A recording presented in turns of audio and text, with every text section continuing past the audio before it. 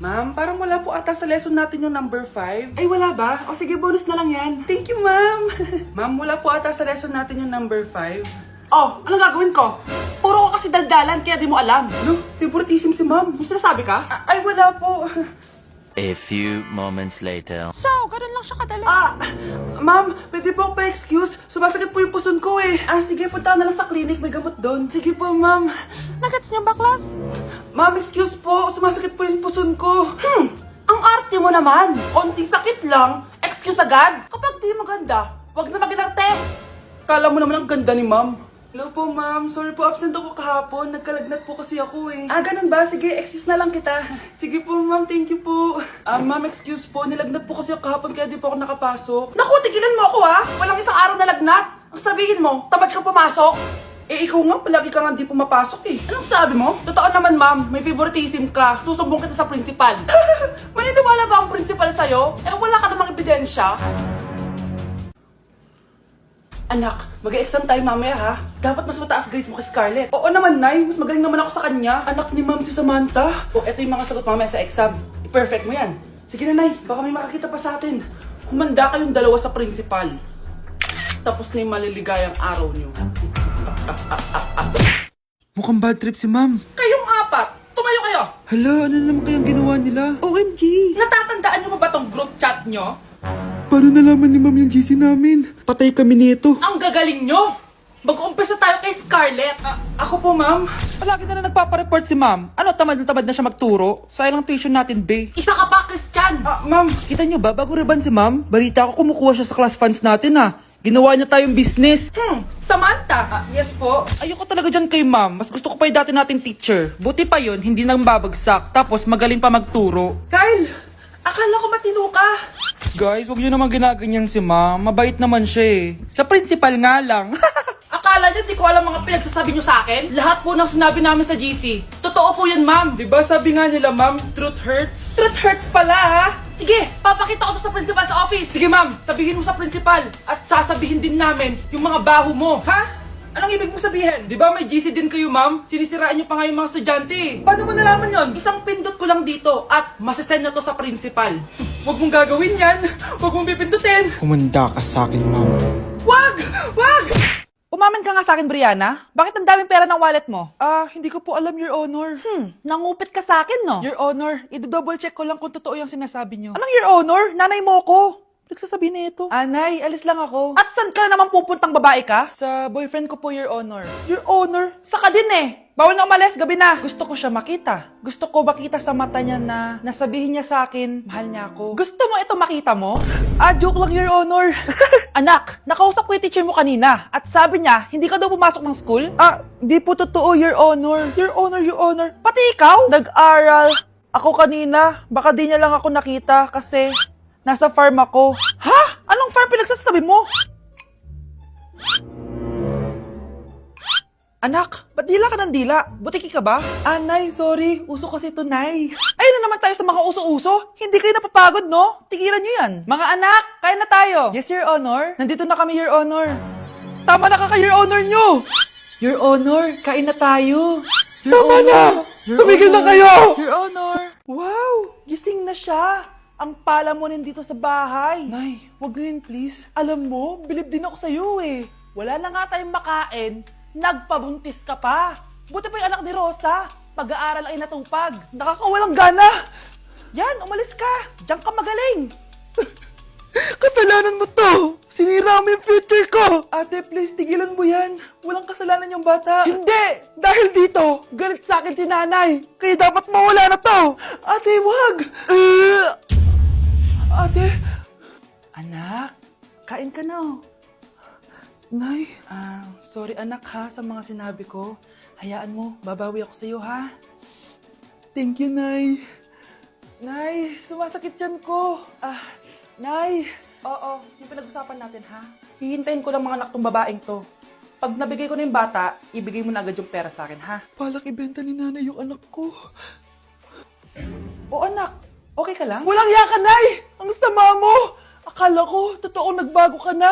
Pera pa rin pala yung nasa utak mo. Abay, bakit? Wala ka na nga pakinabang dito. At least yung anak mo, mapapakinabangan ko. Wala ka naman papakain dyan eh. Napakasama mo!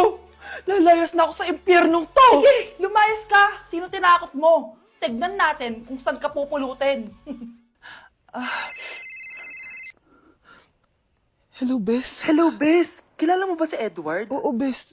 Siya yung ama ng dinadala ko. Mayaman pala sila, Bes. Gusto kanyang makita kasi gusto niyang panagutan yung baby mo.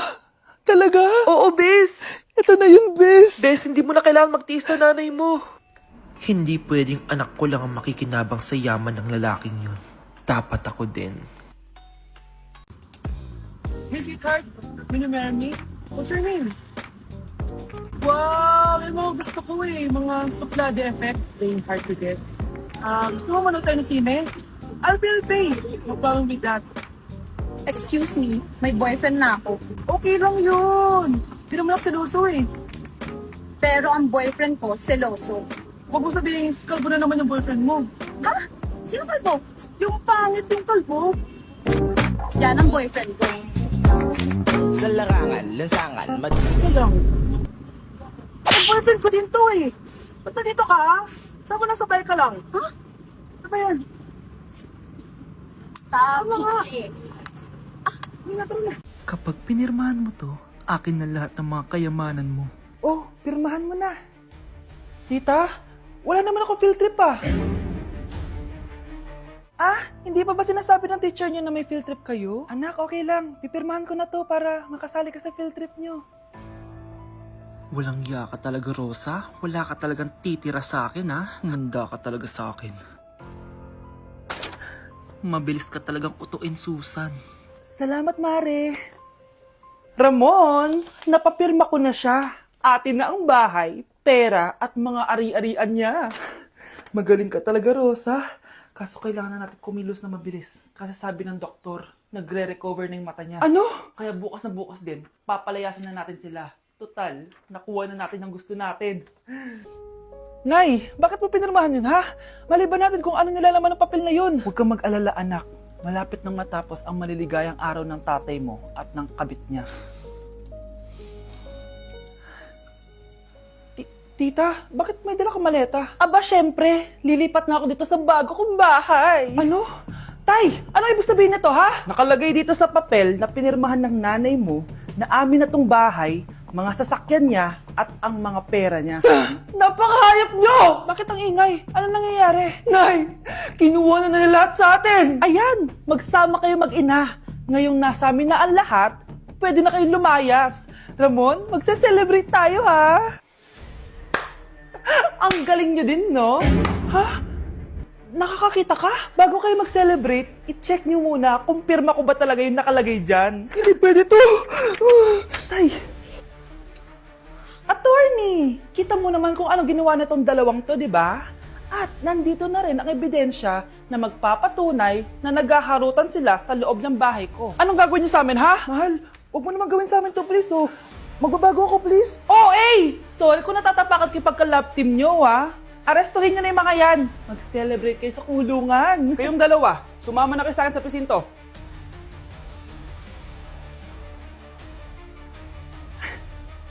Kyle, anak, uuwi yung mga kapatid mo. Talaga, Nay? Tagal kong hinintay ito. Grabe, akala ko nakalimutan na nila tayo kasi successful na sila eh. Miss ko na sila. Tagal na din nung last na pumunta sila dito. O sige na anak, hintayin mo sila sa labas ha. Maghahanda lang ako nakakainin natin mamaya. Uy, Kyle, balita ko, uuwi yung mga kapatid mo ah. Opo tita. Paano niyo po nalaman? Basta! Siguro proud yung nanay mo kasi successful yung mga anak niya, no? Oo naman, tita. Nagbunga lahat ng paghihirap ni nanay sa kanila. Deserve nyo yan.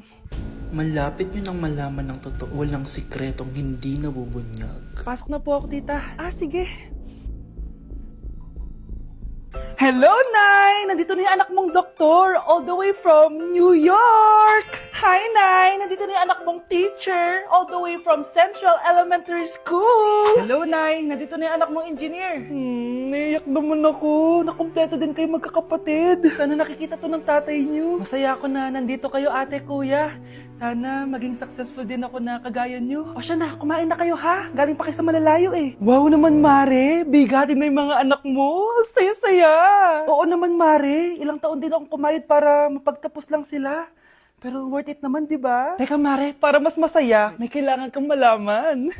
Oh, eto. Ha? Ano to, Mare?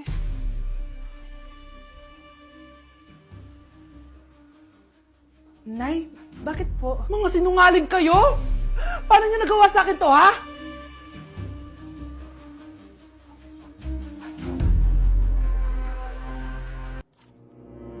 Good morning, class!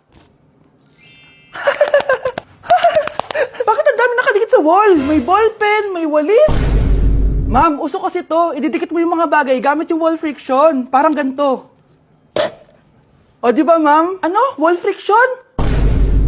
Hoy! Baka mahulog ka dyan!